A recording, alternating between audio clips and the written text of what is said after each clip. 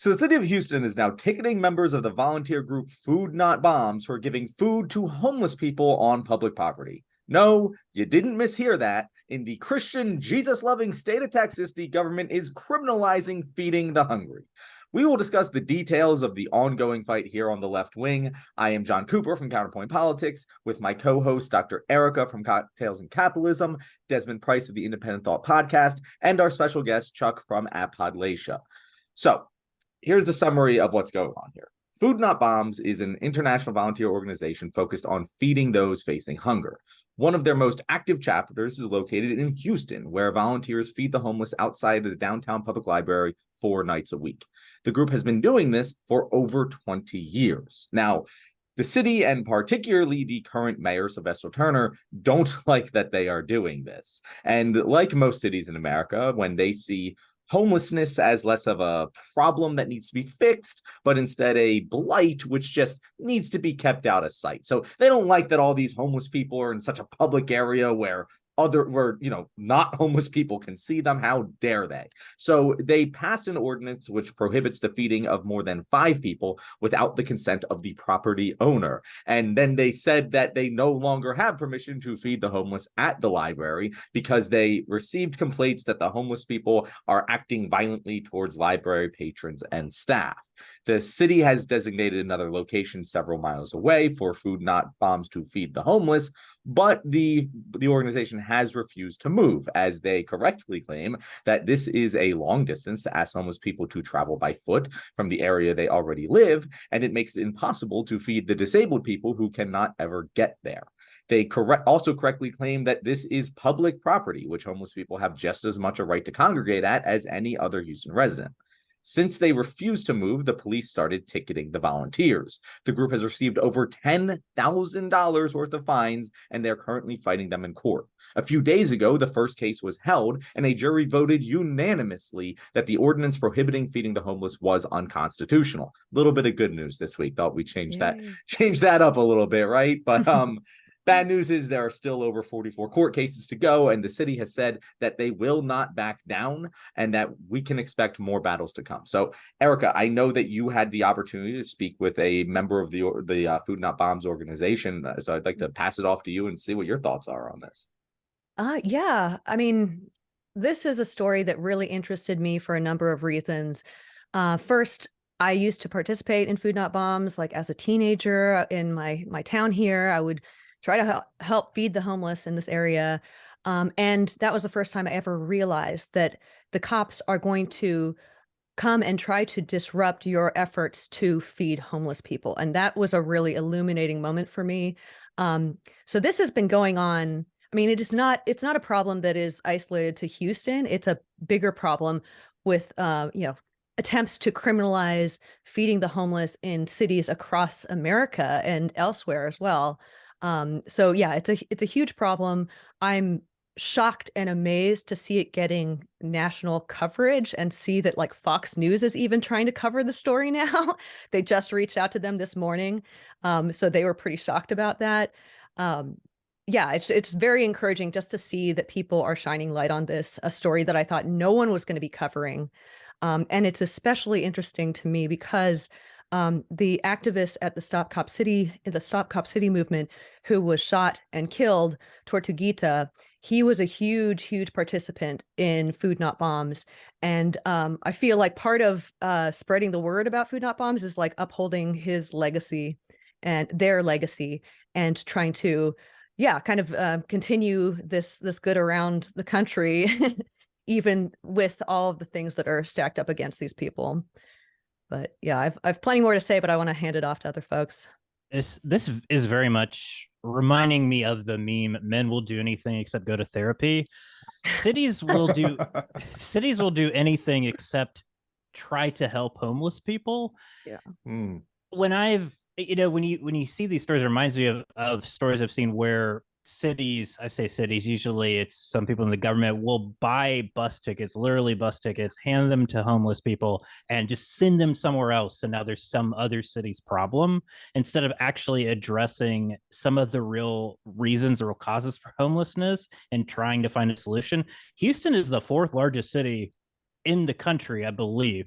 And so a city like that not actually having a real solution, but instead just criminalizing providing a basic necessity, to me is immoral and asinine. And I'm just shocked that they would even have the audacity to go through with something like this. But maybe I shouldn't be. I mean, I spent some time thinking about this, trying not to get too worked up about it. You know, it's kind of an infuriating subject to be talking about. But let me try to take a step back for 1 second here.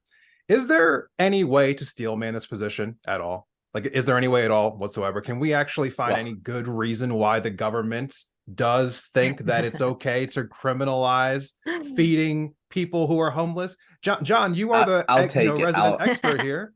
Tell us. I made a video about this, and rarely do I get very aggressive with like name calling in my content. I try and usually keep it fairly, level across the board, because I'm like, everyone's on their own path of learning. Like, if you're a fan of my content, you know what I'm talking about. But like on this one, I was like, I think this is pretty damn clear, guys. If you support criminalizing giving food to homeless people, you are a bootlicking authoritarian who's owned by oligarchs. And like, I didn't expect to get much pushback on this one. And boy, let me tell you, that is not the case. And I think this is, I'll give you the argument being made by the other side, because I think that there's a lot of insight into how people's brains work who are both conservative and liberals. Like, I think there's like several like liberal people who they clearly are against the idea of this, but they would agree with other things that hurt the homeless in this way. But the predominant thing is like, oh, well, the homeless people were causing problems at the library. That's what the city is claiming. They said there were several reports from families being afraid to use the library, blah, blah, blah, because there were a couple, I think they said like 3 incidents where like homeless people attacked or were being aggressive or whatever. And so the city, in order to provide another option, created this other place not too far away, which like to someone with a car isn't too far away, but to someone walking through the Houston heat is very different. But they're like, okay, they provided this other location that isn't going to get in the way of normal library patrons. Why don't you just use that? And on its face, that kind of makes sense. Like, I can see how that would be like, oh, okay, well, there's some problems here. If I'm thinking of homeless people as a unit, a block group that should be treated all the same because there were a couple of them that were aggressive, oh yeah, let's just move them over here.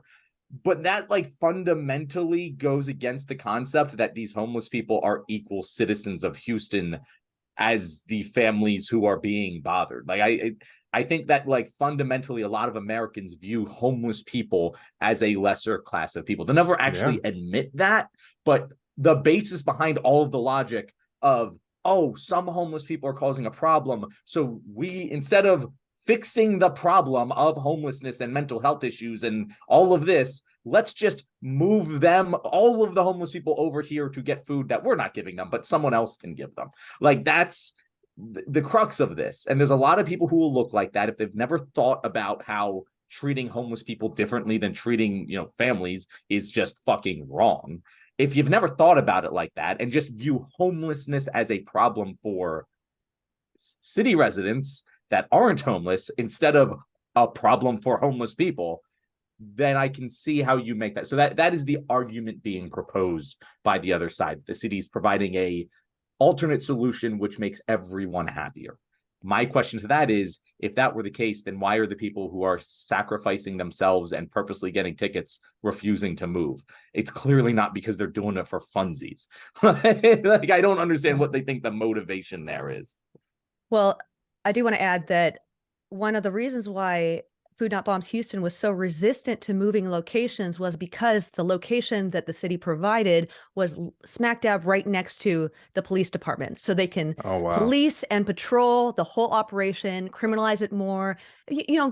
how many people would be even deterred from handing out food if they have it in front of the police station? How many homeless people would be deterred from even coming there because it's in front of the police station? And they know that every action they engage in is criminalized. Even just like, loitering, being on the street, wherever they want to sleep, whatever they want to do is basically outlawed. So they don't want to be right in front of the police station. There's no way that they're going to want to come here and get food, Ridiculous. In a vacuum, like in an absolute vacuum, I can see, like, again, I often talk about solving this problem like it's kindergartners. Hey, this group of kids is causing a problem with this group of kids because they want X. How about we just give them X in a location that is separate from the group of kids that they're having problems with? And like, that does make sense. But as you alluded to there, Erica, it is not even separate but equal. It is separate and worse. It is just a worse solution for the homeless. And they didn't do anything. Like they didn't do anything to warrant this. A couple people broke laws which were already like applied to everyone, and this group is being punished, which doesn't make any sense. It also doesn't solve the alleged problem. The alleged problem was that homeless people were getting aggressive. Now, I have my own theory that that wasn't the case and they're just looking for an excuse. But if the problem is that they're getting aggressive, taking away food from them, not going to solve the problem, because then what are you going to do?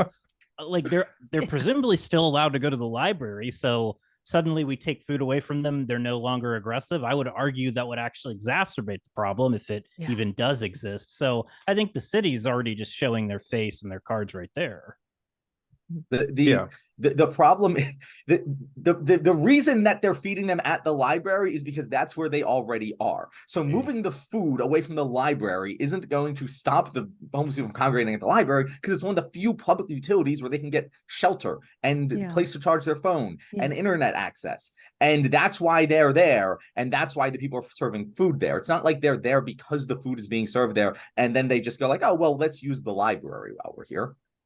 They're there because libraries are one of these few public holdouts, a space where people can go and kind of find refuge from the heat and use the bathroom. I mean, even the disappearance of bathrooms from everywhere. Like I have a problem sometimes different places finding a bathroom because they don't want to make bathrooms available to homeless people. So yeah, I mean, it makes so much sense that they would be coming to the library and using that public facility. And the fact that they are being punished for doing so, and for eating food and for serving food, is just the most insane, dark. I mean, it really reveals the role of police and how we think about homeless people in this country. The story, it lays this all very bare, and it is so disturbing. I don't even want to just throw it all just exactly on the police's feet, because you have to know that like they're able to enforce that law because it's legal. So this is actually at the feet of the city government, who are allowing the police to operate in this way, that they're telling the police to operate in this way. Totally. And, and we're talking about a city like Houston, huge democratic city. We always are kind of painting this picture of, Republicans would do something like this, but here's the Democrats in Texas going out of their way to say that the city will not back down from continuing to go after this. I mean, we're talking about feeding people who are hungry and who have nowhere to live. And this is the stance you want to take. This is the hill you want to die on. It's honestly, it's an entirely dark chapter. It's a terrible story. And I'm John, I'm glad that you decided to cover this one today, because it's honestly, it's incredibly bleak. Yeah, that's the statement you put out if you're going up against a domestic terrorist, not homeless people in a library. We're not backing down. We're not backing down from this plight on our city. These terrorists. These terrible people who are voluntarily feeding homeless people, which should be our job, but how dare they try and do it for us because we refused? Like it honestly, like you brought that up, Erica, like how there's no public bathrooms because we're afraid of homeless people using them. And it's like, there are so many things, especially living in a city, where you're just like, why does this suck? And it's because we hate homeless people. And that's that sounds like a hyperbolic haha statement, but it's the truth. Why don't I have a bench I can sit on on Main Street that I like walk down every day? And I'm like, God, I've been walking a while. I just want to sit down. Where's a bench? Oh, there is no bench. there's space right there for a bench. Why isn't there one? Oh, we don't want homeless people being able to sleep comfortably. Why isn't there a bunch of things? Why do I have to have a key code to go into a bathroom and like I have to like buy something to do it? Yeah. Like, it doesn't make any. We are hurting ourselves to avoid helping homeless people. It's insane, and people will justify it because they're just like, oh well, the problem is the homeless people. They deserve to be punished for creating these problems, and I guess if we have to have a little punishment too, then we will. And it's like the thinking is so backward. The people who were in my comments talking about how, oh well, this is a problem that the city has to deal with because blah blah blah, I'm like, well, why? How are the people feeding the homeless causing the violent actions? How are those two things related? And they're like, oh, well, obviously, if you give food to homeless people, they will come. And if there's enough homeless people in an area, there will be violence because they have mental health issues, because XYZ. And it's like, you can see the very start of a systemic issue. You can see how the issue is not individual. It is systemic. And you're creating a systemic solution to it. You are just stopping your analysis of the system at people giving food brings homeless people like moth drawn to a flame, instead of going down and digging deeper under the iceberg to see all of these structures in place that create the homelessness that doesn't need to happen, because it would cost $25 billion to stop homelessness in America, and it's a fraction of what we spend on the goddamn military. Yeah. Fuck. God. 25 billion, that's it? Didn't we send that to Ukraine last month? Yeah. Probably. Oops. Conversation for another day. Sorry. Yeah.